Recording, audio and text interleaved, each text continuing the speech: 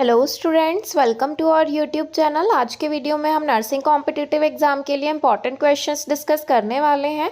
यदि आप हमारे चैनल पर नए हैं और आपने हमारा चैनल सब्सक्राइब नहीं किया है तो प्लीज़ रेड बटन पर क्लिक कर लीजिए और हमारा चैनल सब्सक्राइब कर लीजिए। और यदि आप MPNHM के लिए प्रीवियस ईयर क्वेश्चन पेपर की PDF परचेज करना चाहते हैं तो डिस्क्रिप्शन बॉक्स में आपको नंबर मिल जाएगा, वहाँ पर कॉन्टैक्ट करके आप PDF परचेज कर सकते हैं। चलिए तो हम क्वेश्चंस डिस्कस कर लेते हैं। जैसे कि आप देख सकते हैं, यहाँ पर पूछा गया है which one of the following anti tuberculosis drugs can not be given during pregnancy. तो यहाँ पर पूछा गया है कि ऐसी कौन सी एंटी ट्यूबरक्यूलोसिस ड्रग होती है जो कि प्रेगनेंसी के टाइम पर जो फीमेल है उसे नहीं देनी चाहिए। Option number A is rifampicin, option number B is ethambutol, option number C is streptomycin and option number D is isoniazid.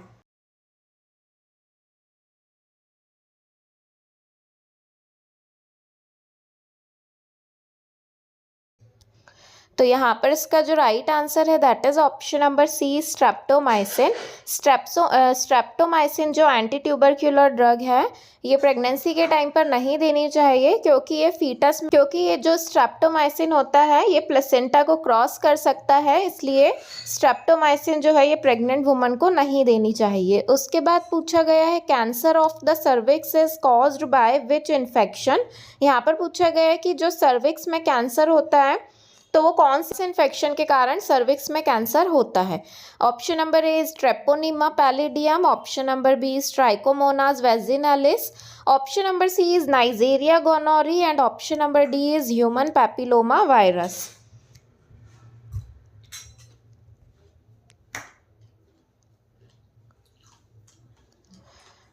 तो यहाँ पर इसका जो राइट आंसर है that is option number D, human papilloma virus. तो यहाँ पर जैसा कि हमने देखा कि सर्विक्स में कैंसर होने के लिए जो इन्फेक्शन रिस्पॉन्सिबल होता है that is human papilloma virus. उसके बाद नेक्स्ट क्वेश्चन में पूछा गया commonly used diagnostic test for infertility among females is. यहाँ पर पूछा गया है कि जो फीमेल्स में इनफर्टिलिटी होती है उसके लिए कौन सा डायग्नोस्टिक टेस्ट जो है कॉमनली यूज़ किया जाता है फीमेल्स में। Option number A is ultrasonography, option number B is hysterosalpingogram, option number C is Pap smear test and option number D is post coital studies.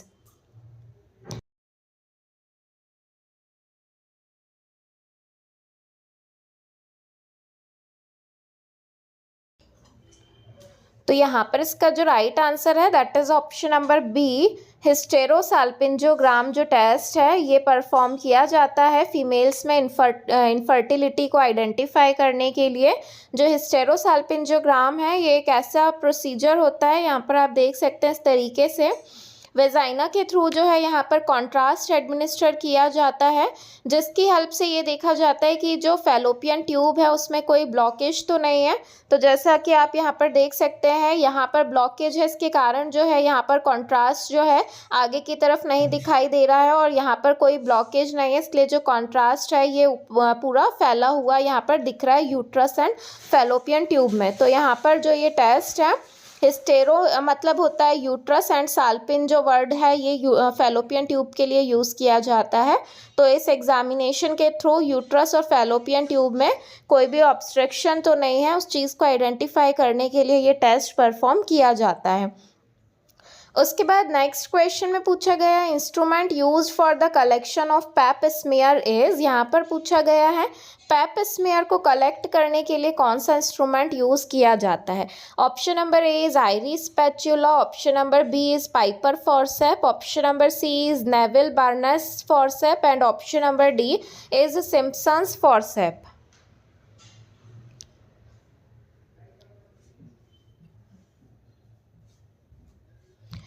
तो यहाँ पर इसका जो राइट आंसर है that is option number A, iris spatula. Iris spatula जो है ये use किया जाता है पैप स्मीयर को कलेक्ट करने के लिए। इस तरीके का जो है ये स्पैचुला यूज़ किया होता है, इसे आयरिस स्पैचुला कहा जाता है और यही यूज़ किया जाता है पैप स्मीयर के लिए। उसके बाद पूछा गया what is the life span of ovum. Ovum का लाइफ स्पैन कितना रहता है। Option number A is 12 to 24 hour, option number B is 72 hour, Option number C is 80 hour and option number D is 8 hour.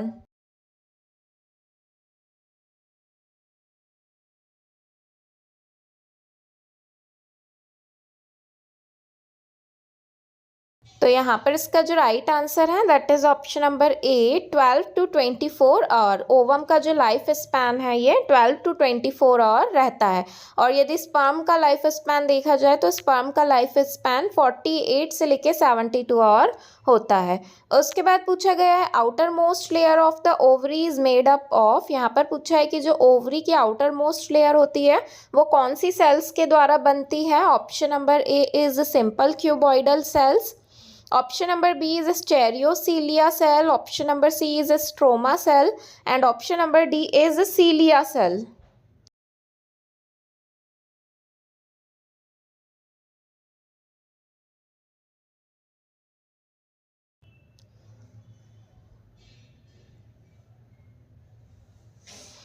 तो यहाँ पर इसका जो right answer है that is option number A simple cuboidal cells. जो ovary है ovary की outermost layer simple cuboidal cells के द्वारा बनी हुई होती है।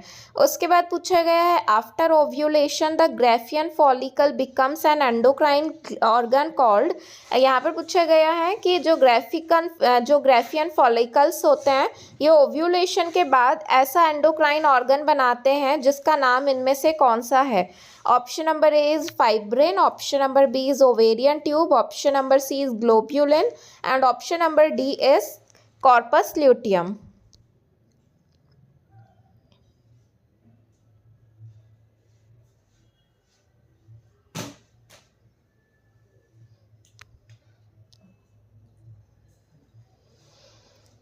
तो यहाँ पर इसका जो राइट आंसर है that is option number D corpus luteum. जो ग्राफियन फॉलिकल्स होते हैं ये रप्चर होने के बाद कॉर्पस ल्यूटियम बन जाते हैं ओव्यूलेशन के बाद। तो फिर बाद में ये जो है एंडोक्राइन परफॉर्म करते हैं, एंडोक्राइन फंक्शन परफॉर्म करते हैं और हार्मोन्स को रेगुलेट करने में हेल्प करते हैं।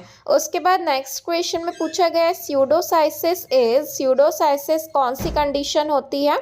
Option number A is false belief of a woman that she is pregnant. इस कंडीशन में जो है प्रेग्नेंट को फॉल्स बिलीव होगा कि वो प्रेग्नेंट है। या फिर option number B abnormal enlargement of uterus, या फिर जो यूट्रस है उसका एबनॉर्मल एनलार्जमेंट हो जाएगा। Option number C is false diagnosis that a person is pregnant, या फिर जो पेशेंट है उसे फॉल्स डायग्नोसिस होगा कि जो पर्सन है वो प्रेग्नेंट है। या फिर option number D is all of the above, ये सभी हो सकते हैं।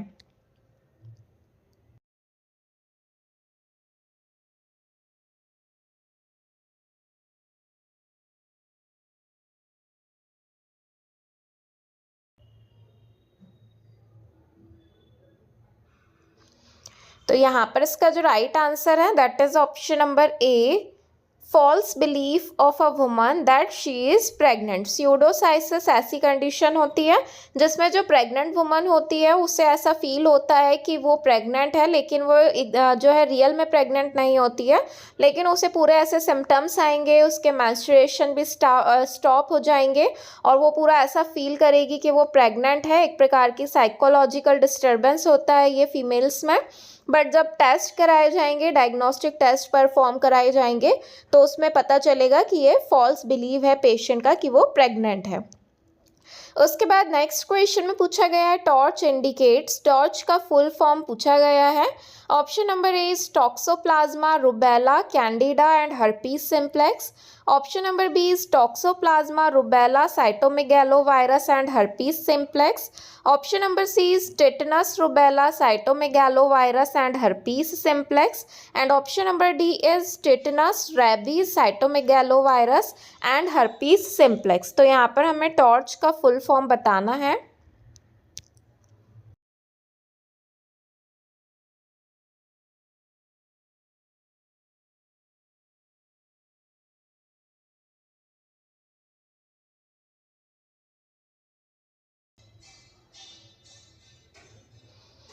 तो यहाँ पर इसका जो राइट आंसर है that is option number second, toxoplasma, rubella and cytomegalovirus and herpes simplex, ये चारों ही माइक्रो ऑर्गेनिजम्स जो हैं इनको मिलके टॉर्च जो है ये वर्ड बना हुआ है।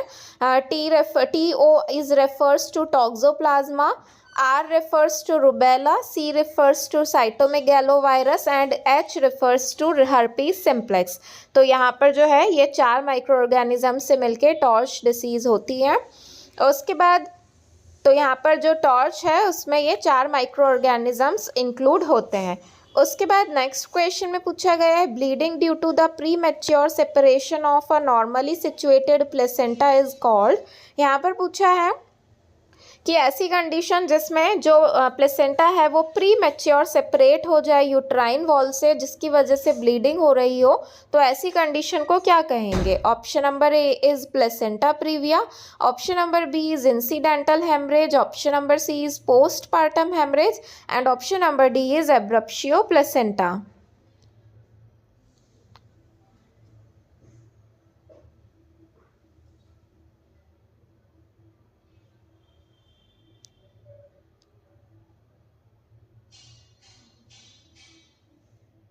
तो यहाँ पर इसका जो राइट आंसर है that is option number D, abruptio placenta. यदि जो प्लेसेंटा है वो प्री मैच्योरली सेपरेट हो जा रहा है यूटेराइन वॉल से तो उसे एब्रप्शियो प्लेसेंटा कहा जाता है। उसके बाद नेक्स्ट क्वेश्चन में पूछा गया है antidote of magnesium sulphate is, magnesium sulphate का एंटीडोट कौन सा होता है। Option number A is calcium gluconate, option number B is potassium chloride, option number C is sodium nitroprusside and option number D is वीरापामिल।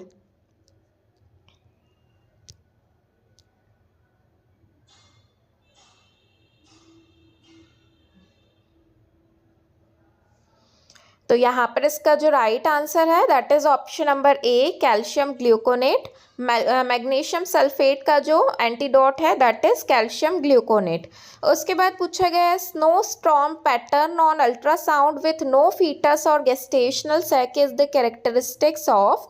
यहाँ पर पूछा गया है जो स्नो स्टॉर्म जैसा अपीयरेंस हमें देखने को मिले अल्ट्रासाउंड जब हम करा रहे हैं तो उसमें स्नो स्टॉर्म पैटर्न देखने को मिलेगा स्नो जैसा, और वहाँ पर हमें किसी भी प्रकार की फीटस की फाइंडिंग देखने को नहीं मिलेगी, ना ही हमें गेस्टेशनल सैक देखने को मिलेगा। उसकी जगह पर हमें स्नो स्टॉर्म पैटर्न देखने को मिल रहा है अल्ट्रासाउंड करने पर यूट्रस में। तो यहाँ पर हमें बताना है ऐसी कौन सी कंडीशन हो सकती है जिसमें इस टाइप का अपीयरेंस हमें देखने को मिलेगा। Option number A is eclampsia, option number B is placenta previa, option number C is abruptio placenta and option number D is hydatidiform मोल।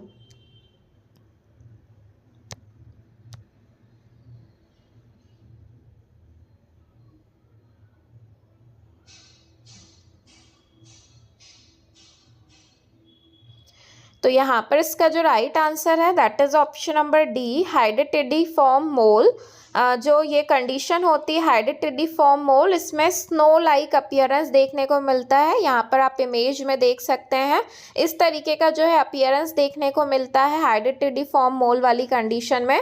और जो फीमेल होती है उससे ऐसा लगता है कि वो प्रेग्नेंट है, लेकिन जब अल्ट्रासोनोग्राफी कराई जाती है तो इस तरीके के जो है अपीयरेंस हमें देखने को मिलता है। फिर उसके बाद नेक्स्ट क्वेश्चन में पूछा गया है most common site of ectopic pregnancy is. Ectopic pregnancy की मोस्ट कॉमन साइट इनमें से कौन सी हो सकती है। Option number A is tubal, option number B is ovarian, option number C is abdominal and option number D is cervical.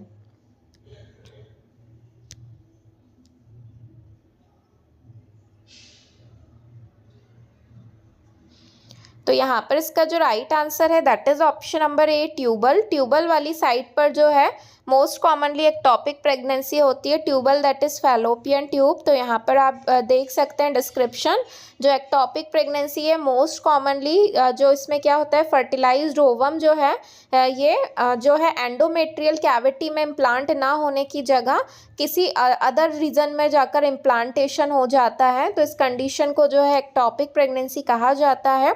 Mostly अगर ectopic pregnancy देखा जाए तो 97% जो है फैलोपियन ट्यूब में होती है, और फैलोपियन ट्यूब में भी जो है रीजन डिवाइड किए हुए हैं जैसा कि देख सकते हैं एम्पुलरी रीजन में यदि देखा जाए तो 55% चांसेस होते हैं कि जो फर्टिलाइजेशन है वो एम्पुला में हो एक्टोपिक प्रेगनेंसी वाली कंडीशन में, या फिर 25% चांसेस होते हैं कि इस्थमस वाले रीजन में हो सकता है, 18% चांसेस होते हैं इनफंडिबुलम में, इंटरस्टिशियल वाले रीजन में 2% चांसेस होते हैं, ओवेरियन में जो है 0.5% चांसेस होते हैं कि ओवेरियन में इम्प्लांटेशन हो, और एब्डोमिनल में भी इम्प्लांटेशन के चांसेस होते हैं।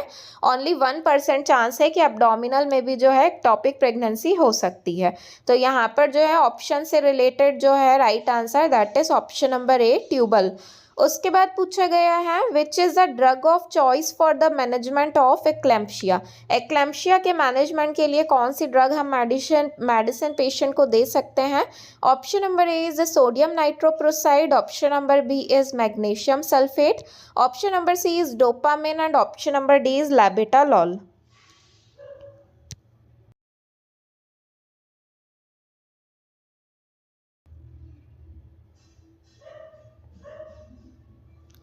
तो यहाँ पर इसका जो राइट आंसर है that is option number B, magnesium sulphate.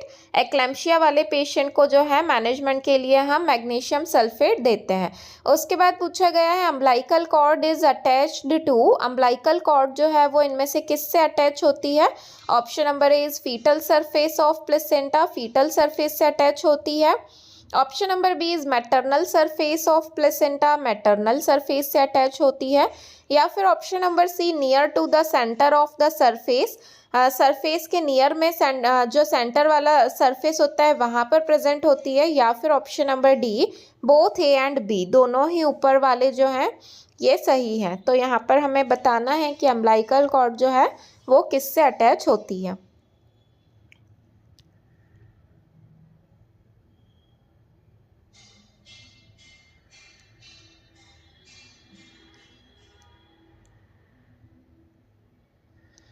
तो यहाँ पर इसका जो राइट आंसर है that is option number D, both A and B. Umbilical cord जो है ये दोनों चीज़ से ही कनेक्ट होती है। उसके बाद पूछा गया है एज पर WHO breast feeding needs to be initiated within which minute after delivery. यहाँ पर पूछा गया है WHO के अकॉर्डिंग जो ब्रेस्ट फीडिंग है वो कितने मिनट बाद जो है इनिशिएट करा देना चाहिए, स्टार्ट कर सकते हैं। Option number A is 20 minute, option number B is 30 minute, option number C is 45 minute and option number D is 60 minutes. तो यहाँ पर हमें बताना है कि WHO के अकॉर्डिंग ब्रेस्ट फीडिंग कितने टाइम बाद स्टार्ट कर देनी चाहिए आफ्टर डिलीवरी।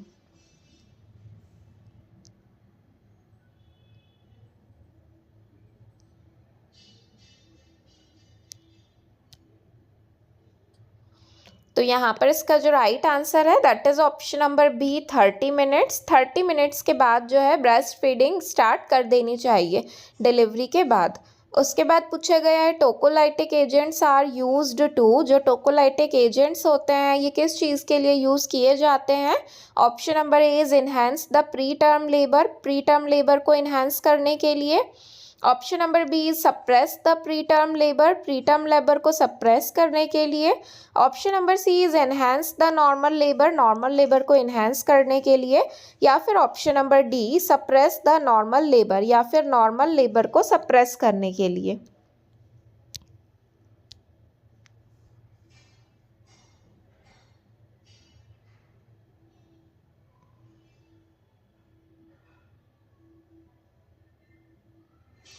तो यहाँ पर इसका जो राइट आंसर है that is option number B, suppress the preterm labour. जो टोकोलाइटिक एजेंट्स होते हैं ये प्री टर्म लेबर को जो है सप्रेस करने के लिए दिए जाते हैं। यदि जो प्री मैच्योर लेबर वाली कंडीशन होती है तो उस टाइम पर जो है टोकोलाइटिक एजेंट्स एडमिनिस्टर करके जो प्री टर्म लेबर है उसे स्टॉप करने के लिए, सप्रेस करने के लिए यूज़ किया जाता है। उसके बाद पूछा गया है PGE2 is stands for, PGE2 जो मेडिसिन है ये कौन से इसमें कंटेंट होता है।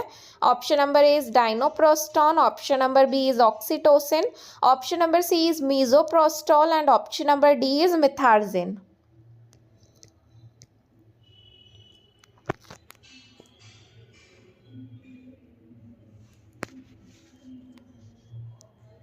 तो यहाँ पर इसका जो राइट आंसर है that is option number A, डाइनोप्रोस्टॉन।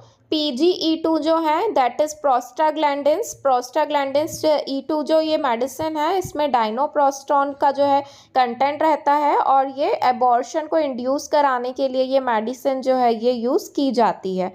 और इसी के जैसा यहाँ पर एक और क्वेश्चन है, PGE1 जो है ये इसमें कौन सा कंटेंट होता है, that is stands for option number A is dinoprostone, option number B is oxytocin, option number C is misoprostol and option number D is Methergine.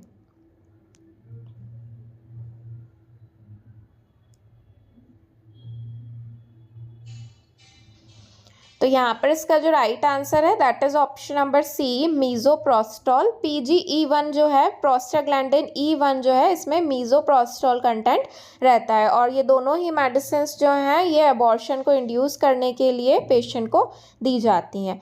तो आज के वीडियो में हमने नर्सिंग कॉम्पिटिटिव एग्ज़ाम के लिए कुछ इंपॉर्टेंट क्वेश्चंस डिस्कस किए हैं। यदि आप और क्वेश्चंस देखना चाहते हैं तो हमारे चैनल पर जाकर देख सकते हैं और यदि आप MPNHM स्टाफ नर्स के लिए प्रीवियस ईयर क्वेश्चन पेपर की PDF परचेज करना चाहते हैं तो डिस्क्रिप्शन बॉक्स में आपको कॉन्टैक्ट नंबर मिल जाएगा, वहाँ पर कॉन्टैक्ट करके आप PDF परचेज कर सकते हैं। थैंक